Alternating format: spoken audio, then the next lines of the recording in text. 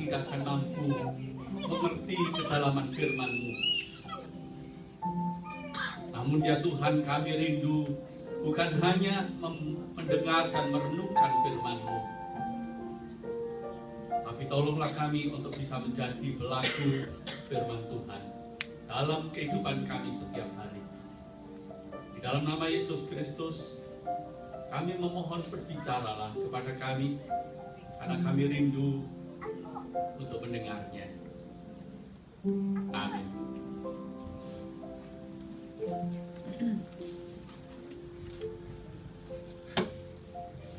Saudara, firman Tuhan yang kita baca tadi adalah penggalan dari Mazmur 56, yaitu Mazmur yang ditulis oleh seorang raja namanya Daud. Ketika dia sedang terancam karena dia ternyata bisa ditangkap oleh musuh-musuhnya. Namun saudara, sebagai orang beriman, saudara, ketika dia ketakutan, ketika dia ditangkap oleh musuhnya, Daud luar biasa, saudara. Dia tidak dikuasai terus oleh ketakutan, tetapi dia mengubah ketakutannya itu menjadi satu pujian. Ini Mazmur yang kita baca. Saya bacakan ulang dari ayat 1 sampai dengan ayat 14 secara keseluruhan.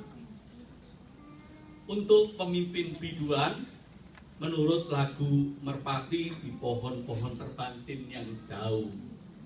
Hitam dari Daud ketika orang Filistin menangkap dia di Gad. Kasihanilah aku, ya Allah, sebab orang-orang menginjak-injak aku. Sepanjang hari orang memerangi dan menghimpit aku. Seteru-seteruku menginjak-injak aku sepanjang hari. Bahkan banyak orang yang memerangi aku dengan sombong. Waktu aku takut, aku ini percaya kepadamu. Kepada Allah yang firman-Nya aku puji, kepada Allah aku percaya, aku tidak takut. Apakah yang dapat dilakukan manusia terhadap aku? Sepanjang hari mereka mengacaukan perkaraku. Mereka senantiasa bermaksud jahat terhadap aku. Mereka mau menyerbu, mereka mau mengintip, mengamat-amati langkahku, seperti orang yang ingin mencabut nyawaku. Apakah mereka dapat luput dengan kejahatan mereka? Runtuhkanlah bangsa-bangsa dengan murka-Mu, ya Allah. Sengsaraku Engkaulah yang menghitung. Air mataku Kau taruh ke dalam kirbat-Mu. Bukankah semuanya telah Kau daftarkan? Maka musuhku akan mundur pada waktu aku berseru. Aku yakin bahwa Allah memihak kepadaku. Pada Allah firman-Nya kupuji. Pada Tuhan firman-Nya kupuji. Pada Allah aku percaya, aku tidak takut. Apakah yang dapat dilakukan manusia terhadap aku? Nasarku kepadamu, ya Allah, akan kulaksanakan, dan korban syukur akan kubayar kepadamu, sebab Engkau telah meluputkan aku daripada maut, bahkan menjaga kakiku sehingga tidak tersandung. Maka aku boleh berjalan di hadapan Allah dalam cahaya kehidupan. Saudara, ketakutan yang terbesar adalah ketika kita tidak mau mengakui bahwa kita takut. Ketakutan yang terbesar adalah ketika kita tidak mau mengakui bahwa kita takut. Aneh nggak menurut saudara? Ada seorang wanita, saudara, di suatu petang, dia sedang menunggu bis terakhir di kotanya. Di daerah itu memang rawan penjahat. Dia takut sebetulnya. Ketika dia sudah menunggu sendirian, saudara, ada seorang polisi muda baru menghampiri dia. Lalu polisi itu menawarkan kepada wanita ini. Dia mengatakan, apakah Anda ingin saya temani? Tapi jawab wanita ini yang sok merasa tidak takut. Dia mengatakan, oh no, tidak. Aku oke, aku nggak takut. Nggak apa-apa. Tapi si polisi yang baru ini, dia mengatakan, kalau begitu, apakah kau bersedia menemani aku? Sebab polisi muda itu sungguh-sungguh khawatir karena daerah itu sangat rawan kejahatan. Dia saja sebagai polisi yang pegang senjata, dia takut, khawatir. Tetapi wanita muda yang dia khawatir nanti dikerjain penjahat itu, sebetulnya takut tapi pura-pura tidak takut. Saudara, jadi ketakutan yang sebenarnya itu, ketakutan yang paling besar adalah dia tidak mau mengakui kalau dia takut. Saudara, sebetulnya kita sebagai orang beriman yang mengatakan kita pengikut Kristus, saudara, kalau kita berani mengakui ketakutan kita itu wajar, itu manusiawi. Manusia itu takut. Jadi, kalau kita berani mengakui ketakutan kita, saudara, itu sesuatu yang normal saja. Bukan terus orang beriman itu artinya, oh nggak boleh ada takut. Kalau takut namanya bukan orang beriman, justru enggak. Karena kita takut, maka kita percaya kepada Tuhan. So, kalau kita tidak mempunyai ketakutan, orang biasanya mengandalkan diri sendiri. Nah, saudara, biasanya orang suka takut dalam hidup ini. Kalau kadang-kadang sebagai orang Kristen, orang beriman, kita takut. Saudara, apa saja yang bisa membuat takut? Ada nggak di sini yang seringkali terpikir kalau dengan orang sakit kanker, lalu terpikir, iya ya, aku ada kanker nggak? Gimana ya, supaya aku tuh bisa check up yang betul-betul sampai akurat bahwa aku tidak kena kanker. Saudara, kalau dengan orang kena sakit kanker, apalagi sudah stadium akhir begitu, saudara ada perasaan was-was nggak atau enggak? Oh enggak, aku ini sehat. Wah, enggak ada penyakit yang berani dekat sama aku. Tapi setiap spring selalu kena pollen. Ada saudara, kalau dengan orang sakit gagal ginjal, orang mengatakan, amit-amit, kalau bisa aku jangan. Begitu. Ayo, penyakit apa yang saudara sukai? Ayo. Ada enggak? Penyakit apa yang saudara sukai? Doyan makan. Oh, itu dia. Doyan makan ya. Itu dia, penyakit doyan makan. Justru di dalam doyan makan itu penuh penyakit. Hati-hati itu. Iya. Penyakit apa yang paling kita senangi?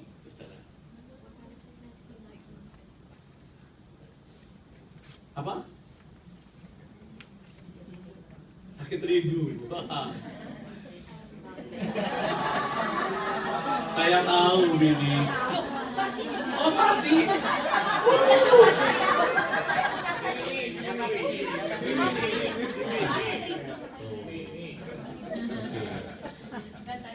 Oke, kalau gitu. Sorry.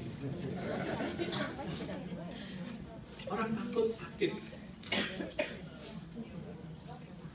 Saya itu kepengennya kalau satu hari saya cukup gitu, sakit yang saya impikan itu adalah serangan jantung, tidur enak, waduh itu saya pengen. Tapi itu penyakit egois kan? Penyakit egois ya. Yang terserang tapi yang ditinggalkan kelenger. Ya kan, saudara? Ketika Anda bekerja, ada nggak perasaan takut kena PHK atau enggak? Oh ya, nanti PHK ini pindah sana. Dan saya kira, iya kalau belum punya tanggung jawab dan masih simpenannya banyak. Tapi kalau ekornya sudah 2-3 dan sebagainya, saudara, penghasilannya apalagi pas-pasan. Wah, takut kehilangan pekerjaan. Dan banyak orang terserang itu. Takut kalau punya anak bermasalah. Takut. Saya lihat orang yang nggak pernah takut itu Winnie. Saya tanya ya. Ya. Punya ketakutan terhadap anak, Win? Oh ya, apa? Ayo. Ya takut nanti nggak jadi anak yang ke Tuhan, takut jadi anak yang baik. Oke. Takut kalau anaknya nggak ikut Tuhan, nggak jadi anak yang baik, gitu. Siapa lagi ya? Saya tanya William aja dah. Punya ketakutan nggak terhadap anak? Apa? Agak pelindung.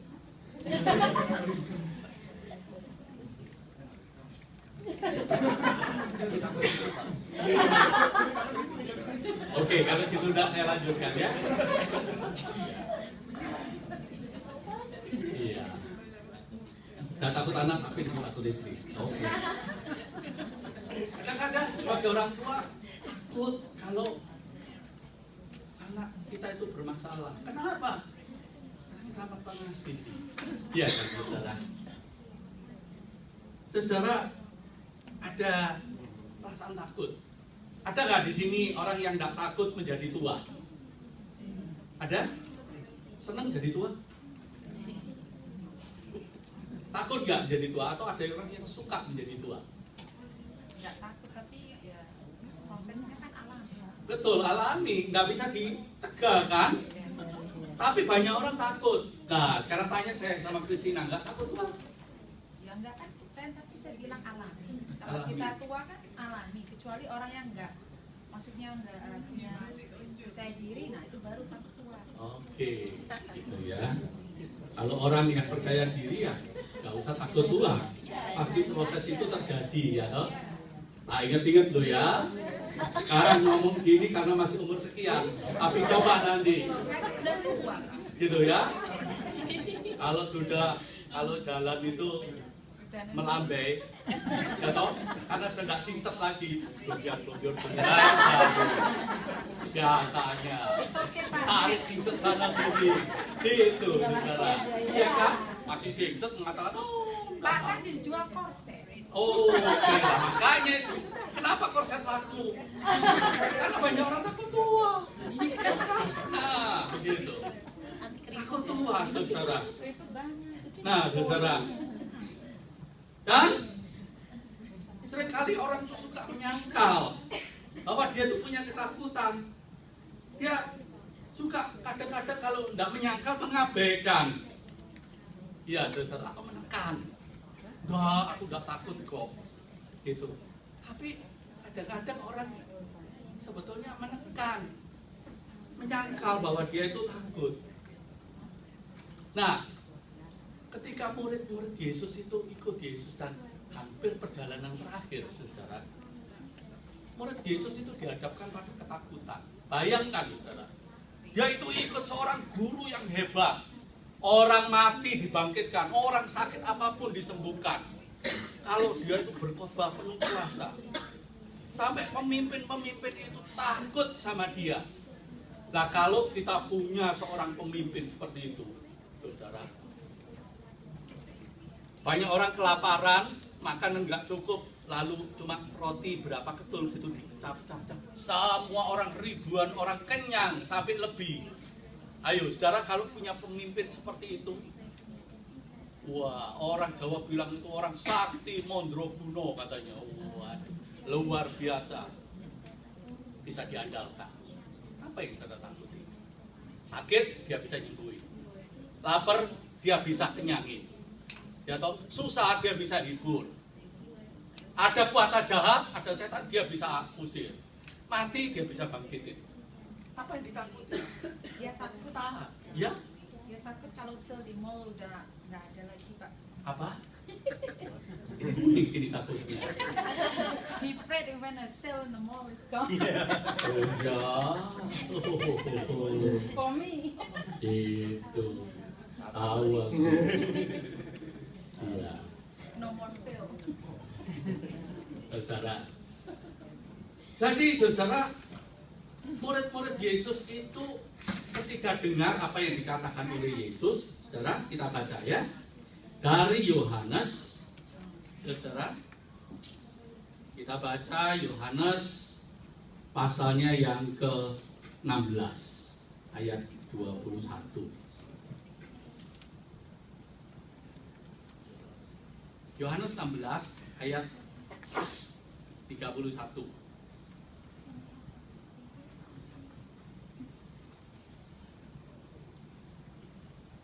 Yohanes berapa?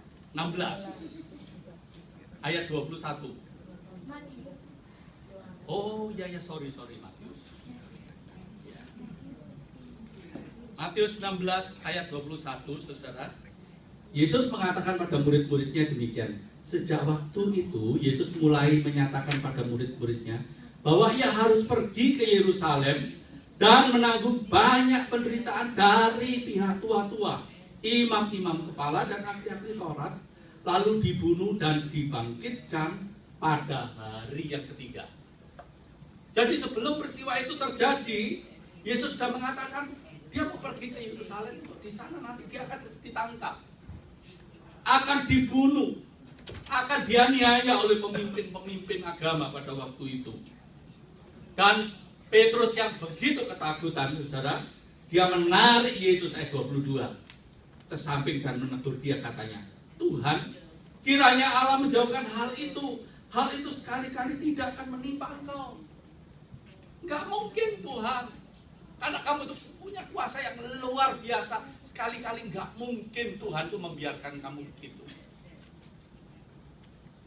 Petrus mengatakan begitu bukan karena dia percaya, tetapi karena dia takut sebetulnya, saudara. Nah, dari mana, saudara, kita bisa mengetahui bahwa Petrus itu sedang ketakutan, saudara?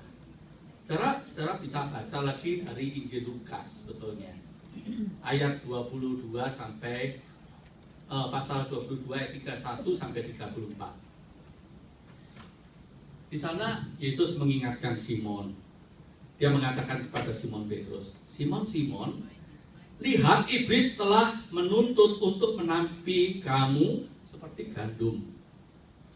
Tetapi aku telah berdoa untuk engkau supaya imanmu jangan gugur. Dan engkau, jikalau engkau sudah insya, kuatkanlah saudaramu. Yesus mengingatkan, hati-hati Simon, sebab kamu sedang ditampi oleh iblis, ya, seperti benih itu ditampi, jangan sampai dia jatuh. Dan Tuhan berdoa supaya kalau nanti dia melakukan kesalahan, dia segera insyaf dan bisa menguatkan saudaranya. Tapi apa jawab Petrus? Mestinya dia mengatakan, iya Tuhan, aku takut loh kalau menghadapi engkau teraniaya, engkau saja yang penuh kuasa teraniaya, apalagi aku, misalkan aku takut. Itu wajar kalau dia berani mengakui ketakutannya. Tapi apa yang dikatakan oleh Petrus pada waktu itu, saudara? Dia mengatakan begini, jawab Petrus, Tuhan, aku bersedia masuk penjara dan mati bersama-sama dengan engkau. Ini bukan perkataan dia itu hebat karena tidak takut, saudara, tapi sebetulnya dia sangat takut, tapi dia itu denial. Dia tidak mau mengakui ketakutannya, saudara. Dan Yesus yang tahu sampai bisa membaca hati dia paling dalam. Yesus menegur dan berkata begini, tetapi Yesus berkata, aku berkata kepadamu Petrus, hari ini ayam tidak akan berkokok sebelum engkau 3 kali menyangkal aku bahwa engkau mengenal aku. Yesus menegur kepada Petrus sebelum hari berganti. Karena zaman dulu belum ada jam, taunya kalau hari berganti dan sudah mulai pagi adalah ayam berkokok. Dan dia mengatakan, sebelum hari ini ganti, kamu sudah nyangkal aku 3 kali. Lalu, apa jawab Petrus? Dia mengatakan kepada Petrus, lalu ia berkata kepada mereka, ketika aku mengutus kamu dengan tiada membawa pundi-pundi bekal dan kasut, apakah kamu kekurangan? Jawab mereka, suatu pun tidak. Katanya kepada mereka, tetapi sekarang ini, siapa yang mempunyai pundi-pundi hendaklah ia membawa. Demikian juga yang mempunyai bekal, dan siapa yang tidak mempunyainya, hendaklah ia menjual jubahnya dan membeli pedang. Maksudnya apa, saudara? Maksudnya adalah Kamu sekarang harus siap sedia. Karena ini waktunya kritis.